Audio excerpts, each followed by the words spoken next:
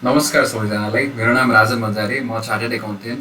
म तपाईँ सबैजनालाई मेरो युट्युब क्लासमा स्वागत गर्न चाहन्छु, जहाँ हामीले फाइनेन्सको नलेजलाई लक होइन अनलक गर्छौँ। फाइनेन्सको नलेजलाई कम्प्लेक्स होइन, एकदम इजी टु अन्डरस्ट्यान्ड बनाउँछौँ। र आज हामी पढ्न गइरहेको छौँ ओभरअल फाइनेन्सियल स्टेटमेन्ट। ब्याङ्कको फाइनेन्सियल स्टेटमेन्टलाई कसरी पढ्ने, कसरी एनालाइज गर्ने, त्यसको फाइनेन्सियल स्टेटमेन्टको इलिमेन्ट्सहरू के हुन्, फाइनेन्सियल स्टेटमेन्टमा के हुन्छन्, ब्याङ्कले कसरी कमाउँछ, ब्याङ्कको एक्सपेन्सेस के हुन्छ, ब्याङ्कको एसेट्सहरू के हुन्छन्, ब्याङ्कको ल्याबिलिटीहरू कसरी हुन्छ, ब्याङ्कको फाइनेन्सियल स्टेटमेन्टलाई कसरी पढ्ने भनेर पढ्छौँ। कृपया आजको एकदमै इम्पोर्टेन्ट एकदमै मेहनत छ क्लासेसमा।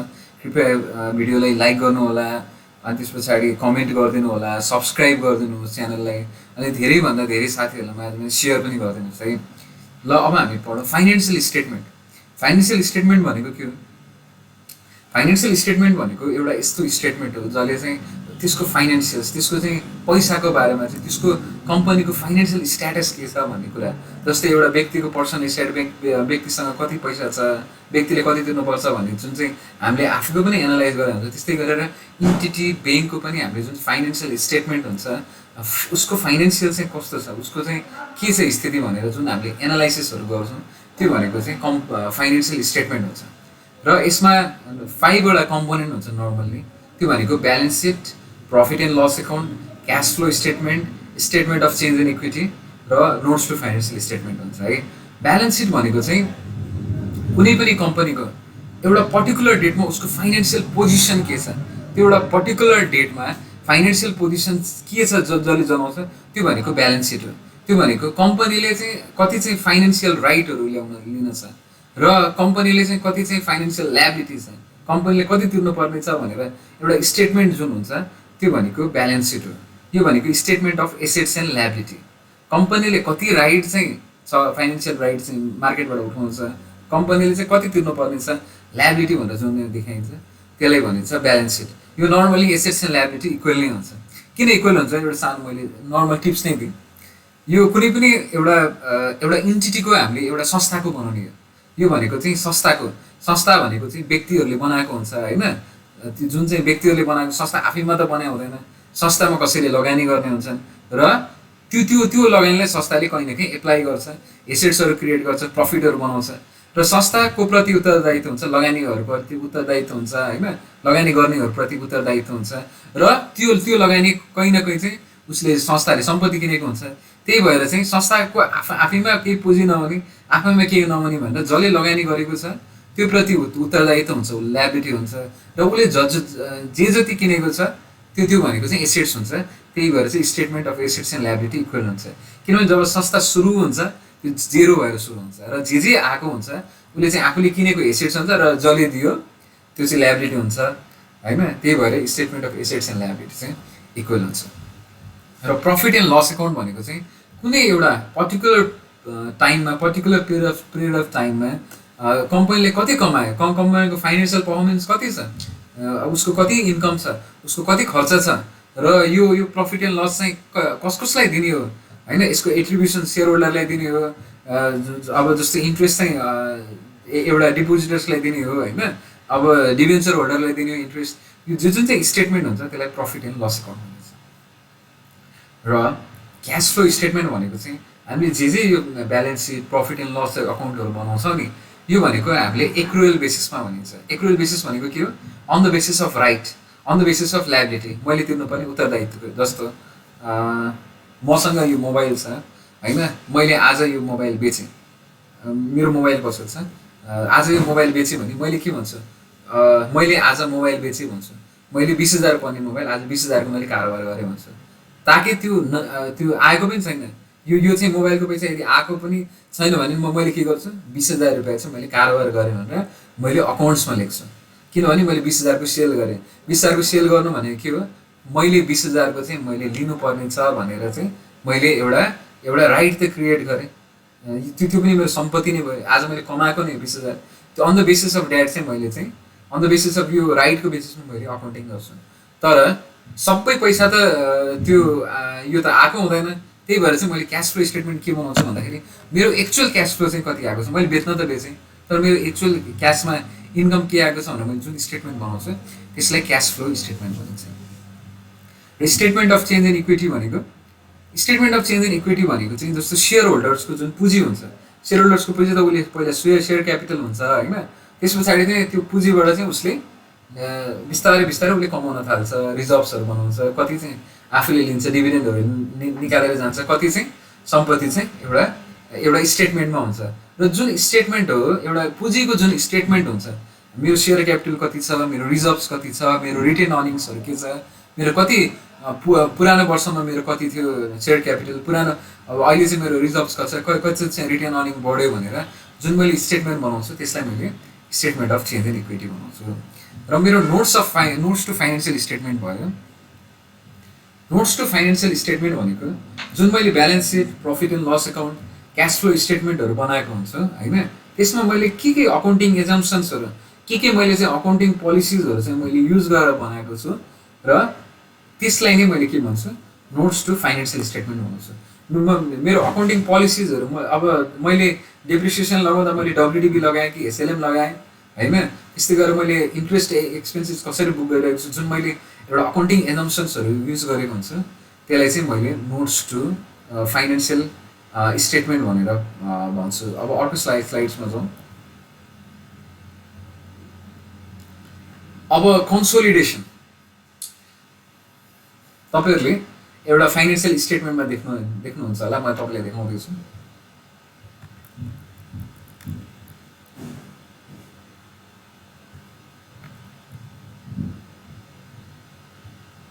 अब यसमा हेर्नु एउटा ग्रुप छ, एउटा ब्याङ्क छ होइन, एउटा condense consolidated statement of profit and loss भन्छ, एउटा ग्रुप छ, एउटा ब्याङ्क छ होइन। यसमा के हुन्छ भन्दाखेरि हामीले चाहिँ अब जस्तो चाहिँ यो चाहिँ मैले नेभिल ब्याङ्कको लेखेको छु, सबै धेरै जस्तो फाइनेन्सियल्स यो सबै नेभिल ब्याङ्कै छ। जस्तो नेभिल ब्याङ्क भयो होइन, अब उसको चाहिँ अब उसको कम्पनीको एउटा नेभिल ब्याङ्कको कन्ट्रोलमा उसको सब्सिडियरी कम्पनीहरू छ भने सब्सिडियरी कम्पनीको चाहिँ राष्ट्र ब्याङ्कले के भनेको छ नि, यदि सब्सिडियरी कम्पनी छ भने पनि त्यो चाहिँ एउटा स्टेटमेन्ट बनाउनुहोस्, एउटा सब्सिडियरी कम्पनी गराएर एउटा ग्रुप बनाउनुहोस्।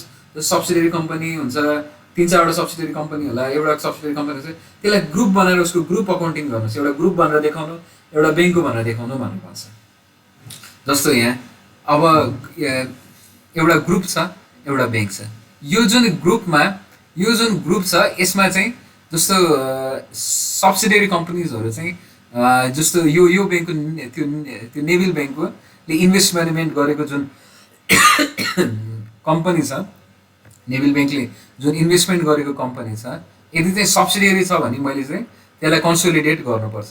सब्सिडियरी भनेको यस्तो हो, यदि चाहिँ कुनै ब्याङ्कको चाहिँ कन्ट्रोल 50% भन्दा बेसी छ, यदि कन्ट्रोल छ, यदि चाहिँ ब्याङ्कले चाहिँ त्यो डिसिजन्सहरू त्यो अर्को आफ्नो सब्सिडियरी कम्पनी सिस्टर कम्पनीलाई यदि चाहिँ डिसिजन्सहरूको कन्ट्रोल हुन्छ, उसको इन्कमहरूतिर कन्ट्रोल हुन्छ भने अब उसलाई सब्सिडियरी भन्छ। र राष्ट्र ब्याङ्कले के भन्छ, यदि सब्सिडियरी कम्पनी छ भने यसलाई चाहिँ एकमुष्ट एउटा कन्डेन्स चाहिँ फाइनेन्सियल स्टेटमेन्ट बनाउनुहोस् भनेर भन्छ, त्यसलाई त्यही भएर condense consolidated statement of profit and loss account भन्छ। जस्तै यसमा एउटा ग्रुप भन्यो, यो ग्रुप भनेको के भन्दाखेरि नेभिल ब्याङ्कले जुन होल्ड गरेको छ, जस्तो चाहिँ नेभिल इन्भेस्टमेन्ट कम्पनी भनेर जुन होल्ड गरेको छ त्यसलाई चाहिँ उसले चाहिँ आफ्नो सँगै राखेर चाहिँ अकाउन्टिङ गर्नु पर्यो। र कस्तो केसमा अकाउन्टिङ गर्नु पर्यो, यदि चाहिँ 50% भन्दा चाहिँ बेसी छ भने चाहिँ त्यो अकाउन्टिङ गर्नु पर्यो है। 50% भन्दा बढी भएको छ भने कन्ट्रोल छ भने कन्सोलिडेटेड गराएर भन्नु पर्यो। र यसमा चाहिँ अब कस्तोलाई भने यदि चाहिँ ग्रुपले चाहिँ पावर ओभर द इन्भेस्टी पावर गर्न सक्छ होइन, यदि चाहिँ त्यो अब उसले जति कमाउने अब कमाउनेमा चाहिँ उसको डिसिजन मेकिङ चाहिँ लाग्छ। जस्तो नेभिल ब्याङ्कको डिसिजन मेकिङ चाहिँ उसले कमाउने के चाहिँ कमाउने सोर्सहरूमा उसको लाग्छ होइन। र त्यस्तै गरेर त्यो मेजोरिटी अफ भोटिङ राइट्स कोसँग हुन्छ र त्यसैलाई भनिन्छ जेनरली चाहिँ जोसँग मेजोरिटी अफ भोटिङ राइट्स भनिन्छ, अब त्यसले चाहिँ के भन्छ त्यो कम्पनीले चाहिँ अर्को कम्पनीलाई चाहिँ कन्ट्रोल गर्छ भनिन्छ। यसमा चाहिँ के हुनुभयो 50% भन्दा बढी भएपछि भोटिङ कन्ट्रोल भयो होइन, 50% भन्दा भोटिङ राइट्स कन्ट्रोल भएपछि यसलाई चाहिँ हामीले कन्सोलिडेट गरेर गराउनु पर्यो है। र अर्को कुरा यदि 50% भन्दा कम छ भने चाहिँ के गर्यो, 50% भन्दा बेसीकोलाई चाहिँ हामीले सब्सिडियरी बनाइयो, 50% भन्दा कमको लागि चाहिँ के भन्छ भन्दाखेरि यदि सिग्निफिकेन्ट इन्फ्लुएन्स छ, तिमीले कन्ट्रोल फुल्ली गर्न सकेनौ, सिग्निफिकेन्ट इन्फ्लुएन्स छ।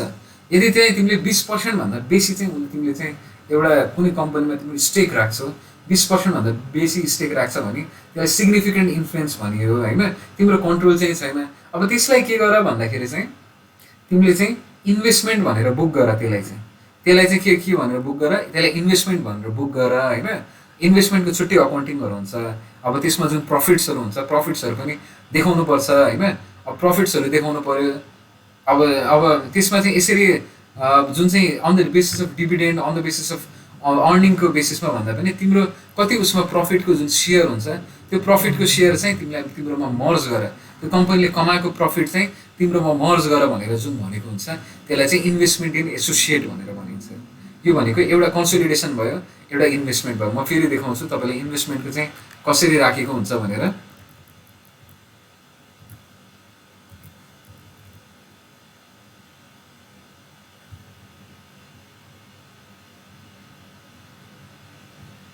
अब यहाँ हेर्नु, यहाँ चाहिँ इन्भेस्टमेन्ट इन एसोसिएट्स छ, हेर्नु त इन्भेस्टमेन्ट इन एसोसिएट्स कसकोमा छ, नेभिल ब्याङ्कमा छ इन्भेस्टमेन्ट इन एसोसिएट्स है।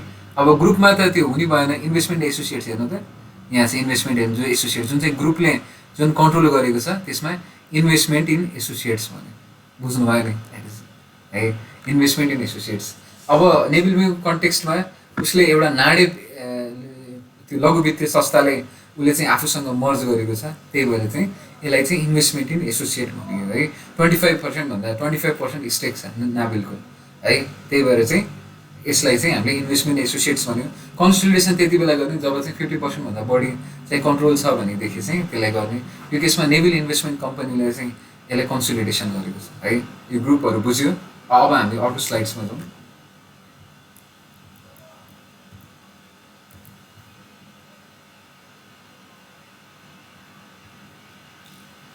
अब हामी जाउँ कम्पनीले चाहिँ केबाट कमाउँछ भनेर जाउँ। र कम्पनीको दुईवटा इन्कम हुन्छ, एउटा प्रफिट एन्ड लस एकाउन्ट हुन्छ, अब एउटा भनेको चाहिँ अदर कम्प्रिहेन्सिभ इन्कम हुन्छ। अब प्रफिट एन्ड लस एकाउन्टमा चाहिँ कम्पनीको आफ्नो एफर्ट्सबाट कमाएको पैसा, आफ्नो एफर्टहरू लगाएर एउटा मेन पावरहरू लगाएर कमाएको पैसा हुन्छ नि। अदर कम्प्रिहेन्सिभ इन्कम भनेको चाहिँ जुन चाहिँ फेयर भ्यालुमा मेजर हुन्छ, एउटा त्यो मार्केटको बेसिसमा यदि चाहिँ जुन चाहिँ गेन अर लस चाहिँ उसले जुन इन्भेस्टमेन्ट गरेको हुन्छ त्यसको चाहिँ जुन चाहिँ अब एनएफआरएसले पनि सर्टेन यसलाई अदर कम्प्रिहेन्सिभ इन्कममा राखेको छ, जुन चाहिँ आफ्नो एफर्टभन्दा चाहिँ मार्केटको बेसिसमा, मार्केटको इन्ट्रेस्टको फ्लक्चुएसन्सको बेसिसमा त्यो होइन, जुन चाहिँ इन्ट्रेस्ट फ्लक्चुएसन एउटा मार्केटको बेसिसमा जुन निर्धारण हुन्छ त्यसलाई चाहिँ अदर कम्प्रिहेन्सिभ इन्कममा राख्छ। जस्तो प्रफिट एन्ड लस एकाउन्टमा हाम्रो इन्ट्रेस्ट इन्कम हुन्छ होइन, ब्याङ्कको फिज एन्ड कमिसन इन्कम भयो, नेट ट्रेडिङ इन्कम भयो, अदर अपरेटिङ इन्कम भयो, नन अपरेटिङ इन्कम भयो। म अहिले एकछिनमा देखाउँछु, यो देखाउँछु अहिले एनालाइज पनि गरौँला, एनालाइसिस। जस्तो अब ब्याङ्कले कहाँबाट कमाउने, ब्याङ्कसँग आफ्नो क्यासहरू राखेको हुन्छ, त्यहाँबाट उसले कहीँ डिपोजिटहरू गरेको हुन्छ होइन। अब त्यहाँबाट चाहिँ उसलाई सर्टेन इन्ट्रेस्ट आउने भयो। अर्को कुरा ड्यु टु एनआरबी, एनआरबीमा चाहिँ उसले के राखेको हुन्छ, उसले पैसा राखेको हुन्छ एनआरबीमा होइन। अब उसको चाहिँ स्ट्याट्युटरी त्यो फन्डहरू हुन्छ होइन, त्यहाँ चाहिँ एउटा एनआरबीमा जुन इन्भेस्टमेन्ट गरेको हुन्छ त्यहाँबाट पनि उसले चाहिँ जस्तो रिभर्स रेपोको कन्सेप्ट हुन्छ होइन।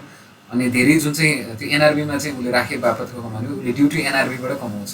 अर्को भनेको सबैभन्दा बढी हिस्सा जुन चाहिँ कस्टमरहरूलाई लोन्स एन्ड एडभान्सेस दिएर चाहिँ जुन कमाएको हुन्छ त्यो पनि एउटा इन्ट्रेस्ट इन्कम हुने भयो।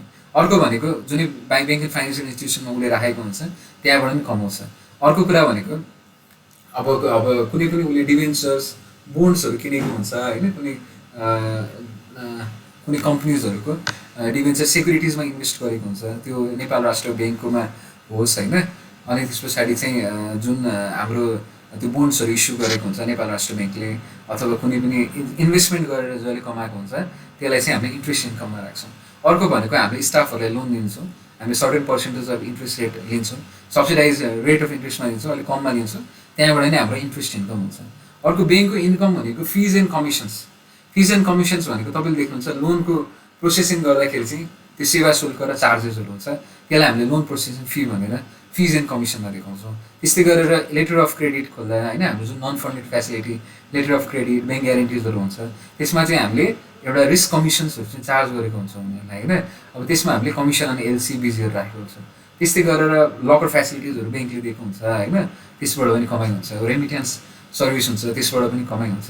यो आदि विभिन्न नन फन्डेड लकर होइन, बिएलसिबिजी मोबाइल ब्याङ्किङ सर्भिसहरू जुन चाहिँ यदि कमाएको हुन्छ, यो चाहिँ मोबाइल ब्याङ्किङ इन्टरनेट ब्याङ्किङ होइन धेरै कमाएको हुन्छ। यो फिज एन्ड कमिसन्स भयो है। अब अर्को भनेको net trading income. Net trading income भनेको कस्तो हुन्छ भन्दाखेरि कुनै पनि सम्पत्ति अब त्यसको चाहिँ मनसाय चाहिँ मेरो चाहिँ 1 वर्षभन्दा बेसी चाहिँ राख्नु मनसाय छैन होइन, त्यो चाहिँ मेरो एज अ ट्रेडिङको लागि राखेको भने चाहिँ त्यसलाई ट्रेडिङ एसेट्स। नर्मली ट्रेडिङ एसेट्समा मेरो के पर्ने भयो, एउटा सेयर्सहरू पर्छ है, सेयर्सहरू पर्छ होइन, सेयर्सहरू पर्छ होइन।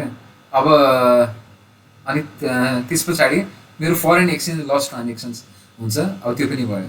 अब जस्तो ट्रेडिङ एसेट्समा एउटा फेयर भ्यालुमा बेसिस हुन्छ।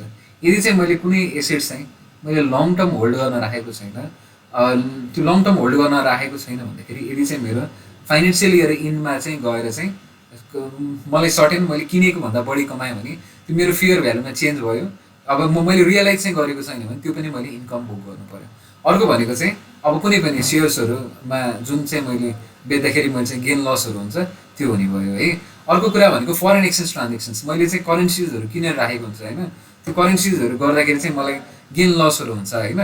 अब त्यसलाई पनि मैले के भनेर राख्ने भने मैले सर्टेन आज मैले किने मेरो करेन्सी चाहिँ बढ्यो होइन, 2-3 महिनापछि चाहिँ मेरो करेन्सी बढ्यो भने जुन चाहिँ मेरो फरेन एक्सचेन्जको ट्रान्जेक्सन्स हुन्छ त्यसबाट पनि मेरो के आयो, एउटा चाहिँ गेन र लस आयो है।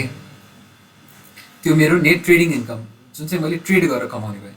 मेरो अदर अपरेटिङ इन्कम, मेरो अपरेटिङ इन्कम हुन्छ जस्तो फरेन एक्सचेन्ज रिभ्यालुएसन्स गेनहरू हुन्छ। फरेन एक्सचेन्ज रिभ्यालुएसन गेन भनेको मैले चाहिँ यदि चाहिँ अब कुनै पनि अब फरेन एक्सचेन्ज मसँग थियो, फाइनेन्सियल इयर इन्डमा गएर त्यसको रेटहरू चेन्ज भएको छ भने त्यो अब त्यो रिफ्लेक्ट गर्नलाई मैले राख्नुपर्छ, त्यसलाई चाहिँ मैले इन्कम भनेर राख्छु। त्यस्तै गरेर मेरो इक्विटी इन्स्ट्रुमेन्ट्समा जस्तो ब्याङ्कले पनि इन्भेस्टमेन्ट्सहरू गरेको हुन्छ होइन, सेयर्सहरूमा इन्भेस्टमेन्ट गरेको हुन्छ।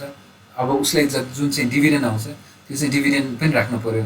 अनि चाहिँ अर्को चाहिँ अब प्रपर्टी सिल्भर, अब कुनै पनि प्रपर्टीहरू छ होइन, गेन लस भने उसको चाहिँ फिक्स एसेट्सहरू छ, प्रपर्टीहरू उसले चाहिँ बेच्यो त्योबाट पनि कमायो होइन। जस्तो गाडी थियो, गाडी घोडा थियो, कम्प्युटर थियो, उसले कमायो, डेप्रिसिएसन चार्ज जुन कमायो त्यसलाई मैले राख्ने भयो। र अदर अपरेटिङ इन्कममा यदि क्यास ओभरेजहरूको जुन धेरै इन्कम्सहरू हुन्छ अलिअलि त्यसलाई चाहिँ मैले अदर अपरेटिङ इन्कममा राख्छु।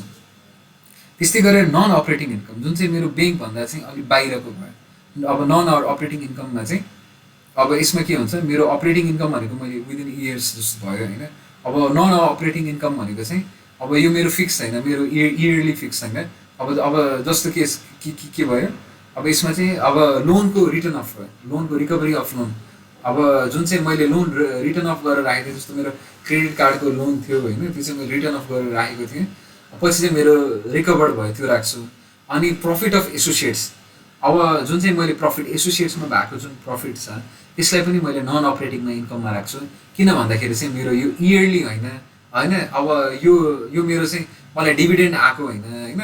अब यसलाई मैले के भनेर राख्छु, एउटा चाहिँ मेरो प्रफिट भनेर चाहिँ राख्छु। यसलाई मैले चाहिँ यो डिभिडेन्ड इन्कम होइन, त्यसलाई चाहिँ मैले share of profit of associates भनेर राख्छु। अब त्यस्तै गरेर अदर कम्प्रिहेन्सिभ इन्कममा भनेको इन्भेस्टमेन्ट एन्ड इक्विटी अब इन्स्ट्रुमेन्ट चाहिँ यो चाहिँ फेयर भ्यालुमा होइन, मैले भने जुन चाहिँ मार्केटको कारणले गर्दाखेरि चाहिँ यो चाहिँ मैले लङ टर्म होल्ड गर्न राखेको थिएँ। इक्विटी इन्स्ट्रुमेन्ट्सहरू जुन चाहिँ मैले सर्ट टर्मको लागि राखेको थिएँ त्यसलाई चाहिँ मैले नेट ट्रेडिङ इन्कममा लगेर राख्छु भने यदि चाहिँ मैले कुनै पनि लङ टर्म होल्ड गर्ने मेरो उद्देश्यले राखेको छु भने त्यसमा जुन जुन गेन लसेसहरू आउँछ त्यसलाई मैले अदर कम्प्रिहेन्सिभ इन्कममा लगेर राख्छु। त्यस्तै गरेर एक्चुअरियल गेनहरू जुन भएको हुन्छ एउटा इम्प्लोइसँग सम्बन्धित भएर चाहिँ इम्प्लोइलाई तिर्नुपर्ने ल्याबिलिटीमा चाहिँ future long term liability create गर्नलाई अब मैले चाहिँ आफूसँग एसेट्सहरू पनि राख्छु र त्यो एसेट्समा जति चाहिँ एक्चुअरियल गेन लस हुन्छ त्यसलाई चाहिँ मैले अदर कम्प्रिहेन्सिभ इन्कम भनेर राख्छु है। हजुर अब हामी एक्सपेन्सेस पार्टमा जाउँ। एक्सपेन्सेस पार्टमा त्यस्तै अब प्रफिट एन्ड लस अकाउन्टको पार्टहरू हुन्छ अनि त्यस्तै गरेर अदर कम्प्रिहेन्सिभ इन्कमको पार्ट हुन्छ। एउटा हाम्रो इन्ट्रेस्ट एक्सपेन्सेस भयो, एउटा फिज एन्ड कमिसन एक्सपेन्सेस हुन्छ, एउटा इम्पेयरमेन्ट एक्सपेन्सेस हुन्छ, एउटा पर्सनल एक्सपेन्सेस भयो, अपरेटिङ एक्सपेन्सेस भयो, डेप्रिसिएसन भयो, नन अपरेटिङ एक्सपेन्सेस भयो। जस्तो इन्ट्रेस्ट एक्सपेन्सेस भनेको हामीलाई थाहा नै छ। अब हामीले कसैसँग माग्यो होइन, पैसा माग्यो भने त त्यसको बापत हाम्रो इन्ट्रेस्ट चार्ज हुन्छ त्यो पनि भयो। अब जस्तो ब्याङ्क एन्ड फाइनेन्सियल इन्स्टिट्युसन्सबाट हामीले लिएको हुन्छौँ, अलिकति थोरै धेरै हुँदैन, हाम्रो थोरै हुन्छ ब्याङ्क एन्ड फाइनेन्सियल इन्स्टिट्युसन्सबाट लिएको, त्यसमा इन्ट्रेस्ट तिर्नु पऱ्यो। जस्तो गर्दा एनआरबीबाट हामीले रिफाइनेन्सिङ फेसिलिटी, हामीले जुन मैले योभन्दा पहिलाको भिडियोहरूमा नि कुरा गरेको छु, अब रिफाइनेन्सिङ फेसिलिटीमा पनि मैले अब पैसा लिएको हुन्छु एनआरबीबाट, त्यो पनि तिर्नु पऱ्यो होइन। अब कस्टमरहरू डिपोजिट हुन्छ, फिक्स डिपोजिट हुन्छ होइन, करेन्ट हुन्छ, सेभिङ हुन्छ, यसमा हामीले इन्ट्रेस्ट दिनुपर्छ, त्यो पनि भयो। बोरोइङ्सहरू हुन्छ होइन। अब त्यस्तै गरेर डेप्ट सेक्युरिटिज इस्यु, जस्तो हामीले डिभेन्चरहरू इस्यु गर्छौँ, त्यसमा पनि हामीले इन्ट्रेस्टहरू दिनु पऱ्यो। त्यो हाम्रो सबै केमा जाँदो रहेछ, इन्ट्रेस्ट एक्सपेन्सेसमा जान्छ। त्यस्तै गरेर फिज एन्ड कमिसन एक्सपेन्स, जस्तो हामीले फिजहरू त्यहाँ कमाउँथ्यौँ नि होइन, जस्तो चाहिँ हाम्रो मोबाइल ब्याङ्किङ, एटिएम फिजहरू जे हुन्छ, त्यसमा यस्तै गरेर रेमिटेन्सको एक्सपेन्सेस कमिसन भयो होइन। त्यसै गरी एटिएम म्यानेजमेन्ट फी भयो, अदर फिज एन्ड कमिसन भयो, स्विफ्ट चार्जेसहरू भयो, यसमा हामीले तिर्नुपर्छ, यसलाई हामीले फिज एन्ड कमिसनमा राख्छौँ। सबैभन्दा इम्पोर्टेन्ट इम्पेयरमेन्ट एन्ड अदर चार्जेस। इम्पेयरमेन्ट भनेको के हो भन्दाखेरि, इम्पेयरमेन्ट भनेको इम्पेयर गर्नु, रिपेयर जस्तो इम्पेयर हो, यो बिग्रिन थाल्यो होइन। एसेट जुन क्वालिटीको हामीले भनेर राखेको थियौँ, त्यो क्वालिटीको रहेन। जस्तो मैले 100 रुपियाँको लोन दिएँ, अब चाहिँ त्यहाँ डिफल्ट हुने चान्सेसहरू भयो। अब मैले चाहिँ प्रोभिजनहरू बनाउनु पऱ्यो, जस्तो इन्ट्रेस्टहरूको लागि जुन चाहिँ लोनमा मैले प्रोभिजन बनाउँछु नि, यसमा प्रोभिजन बनाएर राख्नु पऱ्यो। अब यसलाई मैले के गरेर राख्छु, इम्पेयरमेन्ट एन्ड अदर चार्जेस। जस्तो हामीले लोन चाहिँ क्लासिफिकेसन अफ लोन चाहिँ अब प्रोभिजनिङमा पढ्यौँ होइन। जस्तो मेरो पास क्याटेगोरीको लागि 1%, वाच लिस्टको लागि 5% होइन, अनि त्यस पछाडि सब स्ट्यान्डर्ड्सको लागि चाहिँ 25%, डाउटफुलको लागि 50% होइन। अब लस भयो भने 100% प्रोभिजनिङ भनेर हामीले जुन राख्ने गरेको छौँ, लोन लस प्रोभिजनिङ। अझ यसमा के भन्छ भन्दाखेरि, जुन चाहिँ नेपाल अकाउन्टिङ स्ट्यान्डर्ड्समा जुन प्रिस्क्राइब गरेको छ, जुन चाहिँ हामीले लसको प्रोभिजनिङ गर्नुपर्ने, त्यो अनुसार अरू हाम्रो डाइरेक्टिभमा छ विचेभर इज हायर भनेर हुन्छ। त्यो जुन चाहिँ इन्कर्ड लस मोडलमा त्यति धेरै हाम्रो धेरै हुँदैन, किन भन्दाखेरि हामीसँग क्वालिटी एसेट्स नै हुन्छ प्रायः जस्तो होइन। त्यसमा विदिन 1 इयर र विदिन आफ्टर 1 इयरको क्याटेगोरी राखेको हुन्छ। यसमा हामीले धेरै जस्तो विदिन 1 इयरको नै पर्ने गरेको भएर त्यो इन्कर्ड लस मोडलमा 1 वर्षभन्दा बढीमा चाहिँ इम्पेयरमेन्टहरू धेरै हुन्छ, यसमा चाहिँ अलिक कम हुन्छ। त्यही भएर चाहिँ हामीले लोन लस प्रोभिजन चाहिँ हाम्रो लगभग मिल्छ होइन। हाम्रो चाहिँ यदि त्यो चाहिँ हाम्रो डाइरेक्टिभले जुन दिएको छ, त्यसमा चाहिँ हायर साइडमै हुने भएर हामीले चाहिँ लोन लस प्रोभिजनिङ चाहिँ एज पर हाम्रो directive number 2 loan loss classification of loan and प्रोभिजनिङबाट नै धेरै जस्तो हुन्छ। यसमा हाम्रो कस्टमरलाई दिएको ब्याङ्क एन्ड फाइनेन्सियल इन्स्टिट्युसन, हामीले माइक्रो फाइनेन्सहरूले दिएको हुन्छ लोनहरू होइन, जस्तो फाइनेन्सियल इन्भेस्टमेन्ट्सको कुराहरू चाहिँ इम्पेयरमेन्टमा पर्छ। त्यसै गरेर हाम्रो ठुलो चङ्क अफ एक्सपेन्सेस भनेको हाम्रो स्यालेरिजहरूमा, इम्प्लोइ एक्सपेन्सेसहरूमा जान्छ। त्यो भनेको स्यालेरीहरू भयो, एलाउन्स भयो, ग्रेच्युटी, प्रोभिडेन्ट फन्ड, युनिफर्म। अनि अर्को फाइनेन्स एक्सपेन्सेस अन्डर एनएफआरएस भनेको चाहिँ, जस्तो मैले कुनै पनि मेरो इम्प्लोइलाई मैले 5% रेट अफ इन्ट्रेस्टमा दिन्छु होइन, तर चाहिँ मेरो चाहिँ मार्केटमा चलेको छ 9-10% चलेको छ भन्दाखेरि, अब त्यहाँ पनि त अब मेरो त खर्च भयो नि, फाइनेन्स एक्सपेन्सेस भयो नि, जुन चाहिँ मेरो मार्केटमा जुन प्रिभेलिङ छ त्यो अनुसार चाहिँ मैले रेट तिर्नु पर्ने हो। अब मैले कस्टमरलाई दिँदा मलाई घाटा लागिरहेको छ नि, कुछ पैसे का ना आना भी तो जाना ही हो गया भने जस्तो। यसलाई हामीले फाइनेन्स एक्सपेन्सेस अन्डर एनएफआरएस भनेर राख्छौँ। त्यस्तै गरेर हाम्रो अपरेटिङ एक्सपेन्सेसहरू जुन चाहिँ हाम्रो स्यालेरी खर्चहरू हुँदैन, जस्तो हाम्रो डाइरेक्टरहरूलाई खर्चहरू दिने लिगल एक्सपेन्सेस भयो, प्रोफेसनल एक्सपेन्सेस भयो होइन, कुनै अडिट फिजहरू भयो, अफिस एडमिनिस्ट्रेसन एक्सपेन्सेस होइन, सबै भयो। अर्को गरेर हाम्रो डेप्रिसिएसन हुन्छ। अब जस्तो property plant and equipment, tangible एसेट्समा हाम्रो जुन डेप्रिसिएसन हुन्छ, त्यो डेप्रिसिएसन पनि मैले चार्ज गर्छु। त्यस्तै मेरो नन अपरेटिङ एक्सपेन्सेसमा मैले जुन चाहिँ लोन रिटर्न अफ गर्छु, त्यो चाहिँ मेरो नन अपरेटिङ एक्सपेन्सेसमा पर्छ है। I think you're more clearing on it है। अब हामी अर्को जाउँ।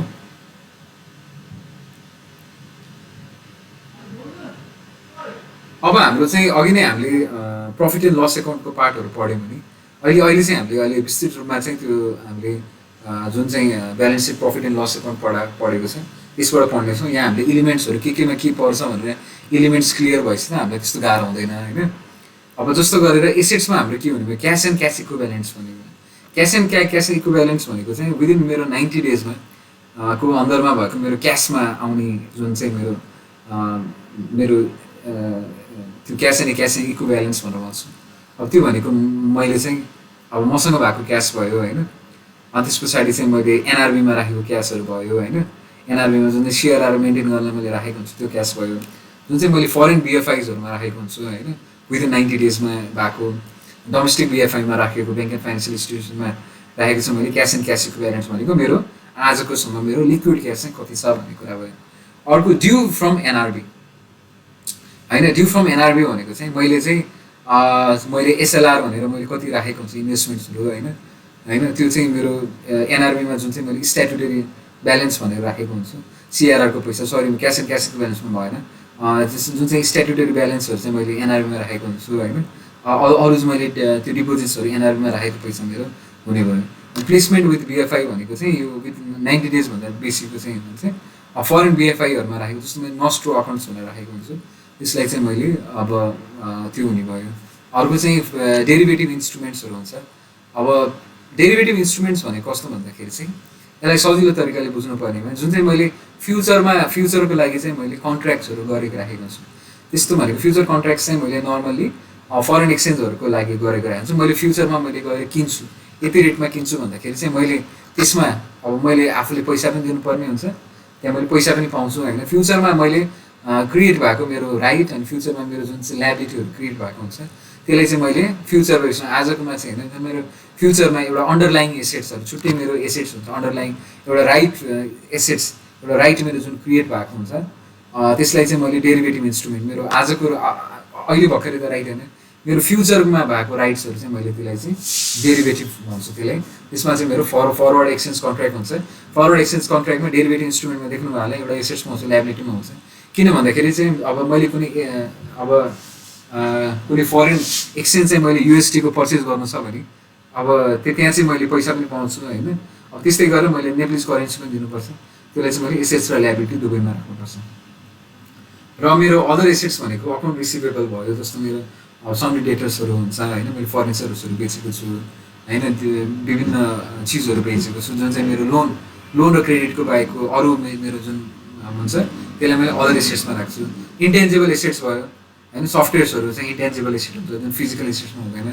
सफ्टवेयर जस्तो फिनिकलहरू हुन्छ होइन, फिनिकल प्युमेरी यो छ नि सफ्टवेयरहरू छ नि, त्यसलाई मैले इन्टेन्जिबल एसेट्समा राख्छु होइन। अर्को भनेको loan and advances to bank, मैले जुन चाहिँ एउटा चाहिँ माइक्रो फाइनेन्स इन्स्टिट्युसन्सहरूलाई चाहिँ मैले प्रायः जस्तो चाहिँ माइक्रो फाइनेन्सलाई दिएको हुन्छु लोन्स एन्ड एडभान्सेसहरू होइन। अब त्यो हुने भयो होइन। अब अर्को भनेको चाहिँ कस्टमर्सहरूलाई दिने चाहिँ अब लोन्स एन्ड एडभान्सेस भयो है। अब त्यस्तै गरेर मैले इन्भेस्टमेन्ट्सहरू पनि गरेको हुन्छु। एउटा इन्भेस्टमेन्ट्स केमा गरेको हुन्छ, एउटा मैले दुई थरी इन्भेस्टमेन्ट्स हुन्छ। अब एउटा भनेको चाहिँ मैले चाहिँ सेक्युरिटिजमा इन्भेस्ट गरेको हुन्छु, जहाँ चाहिँ मेरो सिग्निफिकेन्ट कन्ट्रोल्स हुँदैन, जुन चाहिँ मैले एउटा डिभिडेन्ड खानालाई, क्यापिटल गेन खानालाई मैले क्रिएट गर्ने इन्भेस्टमेन्ट्सहरू हुन्छ होइन, जहाँ चाहिँ मैले त्यो मेरो सब्सिडियरी होइन, मेरो एसोसिएट्स होइन। अब त्यो मेरो केमा हुनसक्छ, एउटा इक्विटी इन्स्ट्रुमेन्ट, एउटा सेयर क्यापिटलमा हुनसक्छ, अरू मेरो म्युचुअल फन्ड्समा हुनसक्छ, दुईवटा खालको इन्भेस्टमेन्ट्स हुन्छ। त्यस्तै गरेर सब्सिडियरी र एसोसिएट्स छ, यदि चाहिँ मैले 25% यहाँ 25% लेखिएको छ, 20%भन्दा बढी चाहिँ मैले सिग्निफिकेन्ट इन्फ्लुएन्स गरेर राख्छु। त्यस्तै गरेर मेरो सब्सिडियरीमा 50%भन्दा बढी राख्छु भने त्यो मेरो इन्भेस्टमेन्ट्सहरू हुन्छ होइन। सब्सिडियरी चाहिँ 50%भन्दा बढी कन्ट्रोल भयो भने, 20%भन्दा बढी भने सिग्निफिकेन्ट इन्फ्लुएन्स हुन्छ, त्यो भएर मैले सब्सिडियरीमा एसोसिएट्समा राख्छु त्यसलाई होइन, त्यो मेरो इन्भेस्टमेन्ट हुन्छ। त्यस्तै गरेर मेरो property plant and equipment, land, vehicles, building होइन, फर्निचर्स, मेसनरी, मेरो चाहिँ प्रपर्टी प्लान्ट एन्ड इक्विपमेन्ट होइन, त्यो भयो। यस्तै गरेर ओभरअल मेरो एसेट्सको चाहिँ ब्याङ्कसँग हुने भनेको एउटा सबभन्दा ठुलो भनेको लोन्स एन्ड एडभान्सेस रहेछ है। अनि त्यस पछाडि उसँग हुने भनेको क्यास एन्ड क्यास इक्विभ्यालेन्स, जुन चाहिँ उसले आफ्नो अपरेसन्सहरू चलाउनलाई भनेर जुन राखेको हुन्छ, त्यो चाहिँ एउटा क्यास एन्ड क्यास इक्विभ्यालेन्स भयो। अर्को भनेको स्ट्याट्युटरी ब्यालेन्सहरू चाहिँ एनआरबीमा गएर राख्नुपर्ने रहेछ है। अर्को भनेको चाहिँ इन्भेस्टमेन्ट्स, एउटा इक्विटी हुन्छ, एउटा म्युचुअल फन्डमा हुन्छ। त्यस्तै गरेर उसले कुनै अब कम्पनीमा कन्ट्रोलहरू छ, सिग्निफिकेन्ट इन्फ्लुएन्स छ भने त्यो भयो। अर्को भनेको ब्याङ्कमा भएको property plant equipment, land, building होइन, मेसिन्स, फर्निचर्सहरू भयो। अर्को भनेको इन्टेन्जिबल एसेट्स भयो है। अर्को भनेको चाहिँ डेरिभेटिभ फाइनेन्सियल इन्स्ट्रुमेन्ट भनेको फरवर्ड एक्सचेन्ज कन्ट्र्याक्ट, जुन फ्युचरमा बेसिस भएर त्यहाँ मेरो राइट पनि हुन्छ, त्यहाँ मेरो ल्याबिलिटी पनि हुन्छ। त्यो भएर मैले चाहिँ यसलाई डेरिभेटिभ फाइनेन्सियल इन्स्ट्रुमेन्ट्समा क्याटेगोराइज गर्छु। अब हामी जाउँ ल्याबिलिटीतिर जाउँ होइन। अब मेरो ल्याबिलिटीमा त्यस्तै गरेर जुन मैले एसेट्सहरू बनाएको छु, जुन मेरो भने ब्याङ्क फाइनेन्सियल इन्स्टिट्युसन्स होइन, इन्भेस्टमेन्ट्सहरू जुन भएको हुन्छ, अब यस्तै गरेर ब्याङ्कले त आफूले चलाउनु पनि पऱ्यो। त्यो सोर्सहरू भनेको ल्याबिलिटी भनेको ब्याङ्कको जो सोर्स चाहिँ ब्याङ्क चाहिँ कहाँबाट ब्याङ्क भनेको नि त क्यापिटलमा कति हुन्छ, क्यापिटल त 10 to 11% ब्याङ्क चल्ने हो। क्यापिटल एडिक्वेसी फ्रेमवर्कले 11% तिमीले क्यापिटल राखे भन्छ होइन, आफ्नो एसेट्सको बराबरको 11% चाहिँ तिमीले राख भन्छ। त्यो अरू पैसा चाहिँ कसरी आउने, 89% पनि आउनु पऱ्यो नि। 89% कसरी आउँछ भन्दाखेरि डिफ्रेन्ट सोर्सेस हुन्छ। त्यो भनेको चाहिँ अब ब्याङ्क एन्ड फाइनेन्सियल इन्स्टिट्युसनसँग मागेर त्यो पनि हुने भयो होइन। अब चाहिँ नेपाल राष्ट्र ब्याङ्कसँग मागेर जुन चाहिँ रिफाइनेन्सिङको केसमा त्यो अब मोरालिटी छ, रिफाइनेन्सिङको मोरालिटीमा ड्यु टु एनआरबी भयो है। अर्को के भयो, अब derivative instrument forward exchange contract मैले भनिसकेँ। अब चाहिँ कुनै मैले फरेन एक्सचेन्ज चाहिँ मैले सेल गरेँ, फरेन एक्सचेन्ज रिसिभ गर्नु छ भने फ्युचरमा मैले जुन अन्डरलाइन कन्ट्र्याक्टहरू हुन्छ होइन, त्यसमा चाहिँ लेना र देना दुवै हुन्छ फ्युचरको लागि होइन। फ्युचरमा मेरो फरवर्ड कन्ट्र्याक्टमा लेना र देना दुवै हुन्छ। जुन एउटा लेना हुन्छ, एउटा देनालाई मैले ल्याबिलिटीमा क्रिएट गर्छु, लेनालाई मैले चाहिँ एसेट्समा क्रिएट गर्छु, त्यो मेरो डेरिभेटिभ इन्स्ट्रुमेन्ट भयो। त्यस्तै गरेर डिपोजिट फ्रम कस्टमर 3वटा तरिकाले उठाउँछु मैले। एउटा टर्म लोन हुन्छ होइन, टर्म डिपोजिट्स हुन्छ, सेभिङ डिपोजिट्स हुन्छ, करेन्ट डिपोजिट्स हुन्छ। यो भनेको मेरो डिपोजिट फ्रम कस्टमर्स भयो होइन। अब मेरो अदर ल्याबिलिटिजहरू हुन्छ होइन। अदर ल्याबिलिटिज भनेको मैले इम्प्लोइहरूलाई तिर्नुपर्ने बाँकी रहेको पैसा होइन। अब चाहिँ मैले डिभिडेन्ड डिक्लेयर गरेँ, मैले चाहिँ जुन पेमेन्ट गरेको छैन, इम्प्लोइको बोनस दिनुपर्ने छ, इम्प्लोइ बोनस पेबल्स भयो, बिल्स पेबल्स भयो, यो मेरो अदर ल्याबिलिटिजमा पर्छ।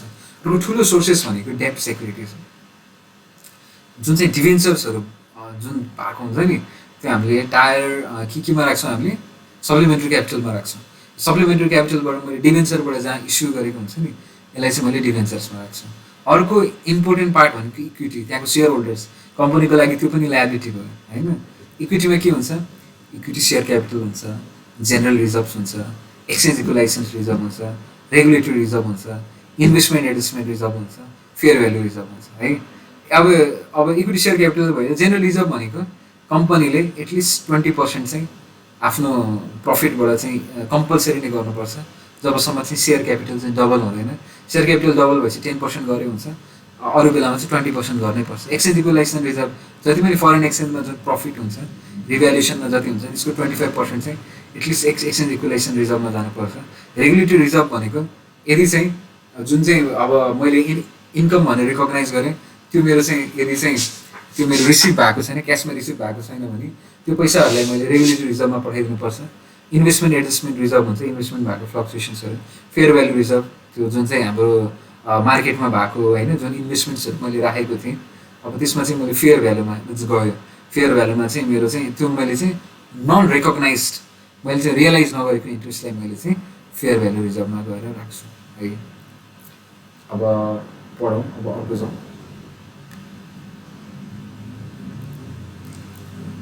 अब हामीले चाहिँ ओभरअली पढ्यो होइन, हामीले overall elements of financial statement भनेर पढौँ।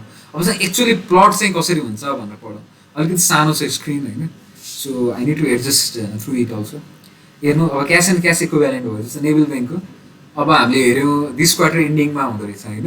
दिस क्वार्टर इन्डिङ एउटा चाहिँ यो ग्रुपको हुन्छ, एउटा यो साइडमा माथि चाहिँ ग्रुपको हुन्छ है, अर्को साइड भनेको चाहिँ यो ब्याङ्कको हुन्छ। यो चाहिँ ग्रुप, ओभरअल ग्रुप। जस्तो चाहिँ यसमा चाहिँ नेभल ब्याङ्क र नेभल इन्भेस्टमेन्ट फन्ड जुन चाहिँ छ, यसलाई क्लब गरेर चाहिँ एउटा ग्रुप बनाएको छ।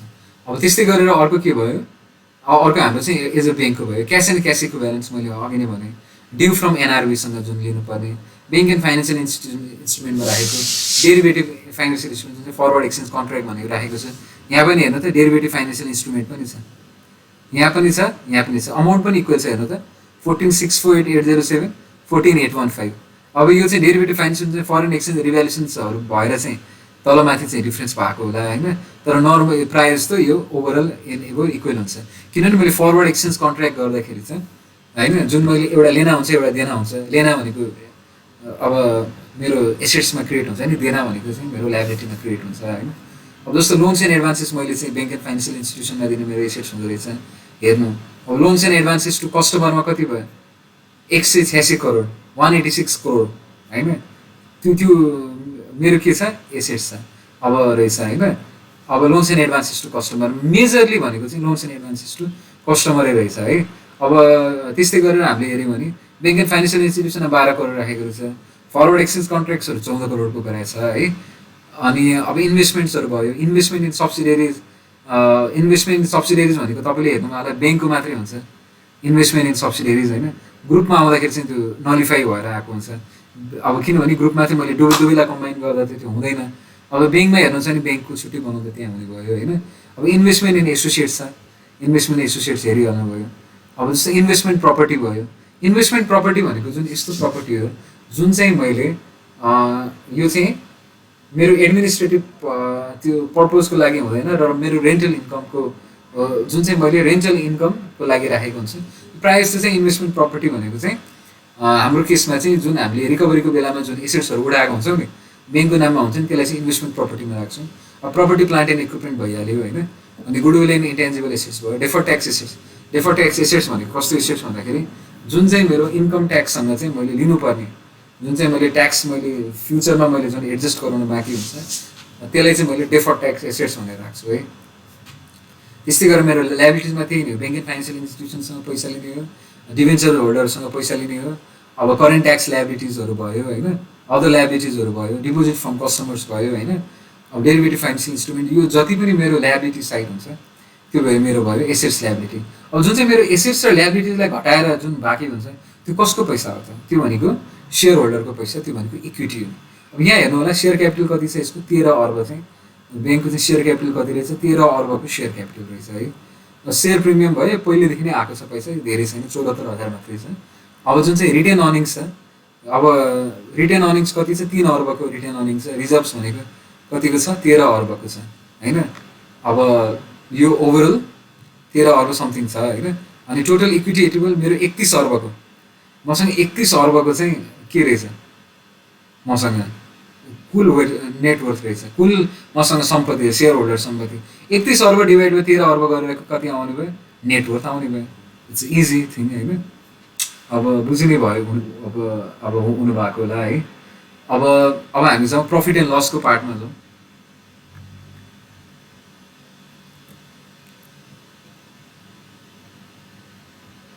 अब हेर्नु भने प्रफिट एन्ड लस एकाउन्टमा हेर्नु है, अघि नै हामीले इन्ट्रेस्ट इन्कममा पढिहाल्यौँ है, जुन चाहिँ इन्ट्रेस्ट इन्कमहरू हुन्छ होइन। अब इन्ट्रेस्ट एक्सपेन्सेसहरू हुन्छ, इन्ट्रेस्ट इन्कममा मैले भने त्यो अघि नै जुन चाहिँ छ इन्ट्रेस्ट इन्कम भयो। अनि त्यस पछाडि हाम्रो जुन चाहिँ इन्ट्रेस्ट इन्कमलाई र इन्ट्रेस्ट एक्सपेन्सलाई जुन घटाएर बनाएको हुन्छ त्यो भनेको हाम्रो नेट इन्ट्रेस्ट इन्कम हुन्छ है होइन। त्यस पछाडि गएर अर्को हाम्रो त्यहाँ देखाएको हुन्छ फिज एन्ड कमिसन इन्कम, तपाईँले एटिएमहरूको चार्जेसहरूको हेर्नु भएन, जुन चाहिँ इन्ट्रेस्ट बाहेक अरू इन्कमहरू हुन्छ होइन, जुन चाहिँ कमिसन्स अनि एएलसी बिजीहरूको हुने भयो। फिज एन्ड कमिसन एक्सपेन्सेस त्यो रिलेटेडको खर्चहरू फिज एन्ड कमिसन एक्सपेन्सेसमा हुन्छ। Net interest and fees and net trading income भनेको तपाईँले बुझ्नुभयो, कुनै पनि मैले एसेट्स चाहिँ त्यो मेरो लङ टर्म पर्पज चाहिँ मेरो छैन होल्ड गर्ने, त्यसलाई मैले चाहिँ जुन मेरो सेयर्सहरू हुन्छ होइन, अब त्यसमा मैले के हुन्छ सेयर्सहरू भयो अनि फरेन एक्सचेन्ज जुन चाहिँ मसँग एसेट्सहरू हुन्छ त्यसलाई चाहिँ मैले केमा राख्छु, यसमा चाहिँ मैले नेट ट्रेडिङ एसेट्सहरूमा राख्छु है। अब अर्को मेरो यो सबै total operating other operating income भनेको चाहिँ अब पढिहाल्नु भयो होइन, त्यहाँ हाम्रो जुन चाहिँ छुट्याएको हुन्छ। त्यस्तै गरेर हाम्रो टोटल अपरेटिङ इन्कम भनेको होइन यो हुने भयो। अनि त्यस पछाडि चाहिँ अब त्यो इन्कममा चाहिँ हाम्रो जुन चाहिँ लोनको अगेन्स्टमा जुन मैले प्रोभिजनिङहरू गरेको हुन्छ त्यसलाई मैले घटाउनु पर्छ होइन। जुन चाहिँ मैले डाइरेक्टिभ नम्बर 2मा जस्तो मेरो वाच लिस्टमा 5% भयो, सब स्ट्यान्डर्डमा 25% होइन, डाउटफुलमा 50%, जुन चाहिँ लसमा 100% भनेर मैले चाहिँ जुन छुट्याएर राखेको हुन्छ त्यसमा अब त्यो यो चाहिँ रिभर्सल भयो है। त्यस्तै गरेर मेरो पर्सनल एक्सपेन्सेसहरू मेरो salary expenses other operating expenses भयो, डेप्रिसिएसन भयो होइन। त्यस्तै गरेर मेरो नन अपरेटिङ इन्कमहरू जुन घटाएर मेरो चाहिँ ओभरअल मेरो चाहिँ प्रफिट एन्ड लस एकाउन्ट आउँदैछ है, बुझ्यो नि, प्रफिट एन्ड लस एकाउन्ट आउँदैछ। अब अर्को हेरौँ स्टेटमेन्ट अफ कम्प्रिहेन्सिभ इन्कम। अब स्टेटमेन्ट अफ कम्प्रिहेन्सिभ इन्कम भनेको मैले अघि नै भने जुन चाहिँ मेरो रियल्ली मेरो अपरेसनबाट चाहिँ होइन, मेरो चाहिँ एज अ होल मैले इन्भेस्टमेन्ट गरेको थिएँ, त्यो इन्भेस्टमेन्ट मेरो जुन चाहिँ रिभ्यालुएसन भएको थियो होइन, यदि मेरो प्रपर्टी त त्यो मेरो रिभ्यालुएसन भयो होइन, त्यो मेरो आफ्नो एफर्ट भन्दा नि एउटा मार्केटको एफर्टबाट चाहिँ जुन मेरो क्रिएट भएको जुन चाहिँ मेरो त्यो इम्प्लोइलाई तिर्न भनेर राखेको मेरो चाहिँ त्यो इम्प्लोइको ल्याबिलिटीहरू थियो, जुन चाहिँ अब इम्प्लोइको ल्याबिलिटीहरूलाई अब मैले जुन एसेट्स बनाएर राख्छु अब त्यसमा भएको मेरो इन्कमहरू त्यसलाई पनि राख्ने भयो। यो ओभरअल अदर इन्कमहरू जुन चाहिँ छ मेरो र यसमा एनएफआरएसले पनि तोकेको हुन्छ होइन, अदर कम्प्रिहेन्सिभ इन्कममा राख्नुपर्छ भनेर यो overall other statement of comprehensive income. र यो प्रफिट एन्ड लस एकाउन्ट र जुन चाहिँ प्रफिट एन्ड लस एकाउन्ट र कम्प्रिहेन्सिभ इन्कमबाट टोटल इन्कम जुन आएको हुन्छ यसलाई हामीले टोटल कम्प्रिहेन्सिभ इन्कम लान्छौँ है। यो चाहिँ एउटा प्रफिट एन्ड लस एकाउन्टबाट आएको एउटा अदर कम्प्रिहेन्सिभ इन्कमबाट आएकोलाई अब भनेर कति आयो यहाँ चाहिँ अब थर्ड क्वार्टरसम्म चाहिँ लगभग दुई होइन समथिङ आएको छ यसमा भयो होइन। अब यसमा कति आयो 3 अरब आयो अप टु दिस क्वार्टरमा कति आयो यो यो यो अब यो क्वार्टरको लागि दिस क्वार्टरको लागि भयो होइन अप टु दिस क्वार्टर भयो होइन यो ग्रुपको लागि प्रिभियस इयरमा यति थियो भन्ने भयो होइन। यो चाहिँ ओभरअल अब टोटल कम्प्रिहेन्सिभ इन्कमहरू भयो है। अब यति भन्दै होइन ओभरअल हामीले अब एलिमेन्ट्स अफ फाइनेन्सियल अब के हुन्छ अब फाइनेन्सियल स्टेटमेन्टमा पढ्यो होइन। अब त्यस पछाडि हामीले चाहिँ अब नेक्स्ट अब क्लासेसमा चाहिँ रेसियो एनालाइसिसहरू पढ्नेछौँ। अर्निङ पर सेयर्स के हो होइन यो सबै एलिमेन्ट्सहरू पढे पछाडि चाहिँ हामीलाई त्यो एलिमेन्ट्सहरू निकाल्न पनि आउँछ होइन। अर्निङ पर सेयर अब मार्केट प्राइस पर सेयरहरू चाहिँ मजाले पढ्नेछौँ। कृपया एकदमै राम्रोसँग हेर्नु होला। फेरि एकचोटि एनुअल रिपोर्ट्सहरू हेर्नु ब्याङ्क्सहरूको होइन त्यस पछाडि तपाईँलाई क्ल्यारिटी आउँछ कि ब्याङ्कको फाइनेन्सियल स्टेटमेन्ट्सहरू कसरी हेर्ने भनेर क्ल्यारिटी आउँछ। जति पढ्दै जानुहुन्छ त्यति एनालाइज गर्ने क्यापेसिटी बढ्छ। मैले नै सबै पढाएर मैले पनि सक्दिनँ होइन किनभने कति टेक्निकल टर्म्सहरू छ तपाईँलाई इजी पनि हुन्छ यति भनेपछि है। यति भन्दै नमस्ते गुड बाई थ्याङ्क यू।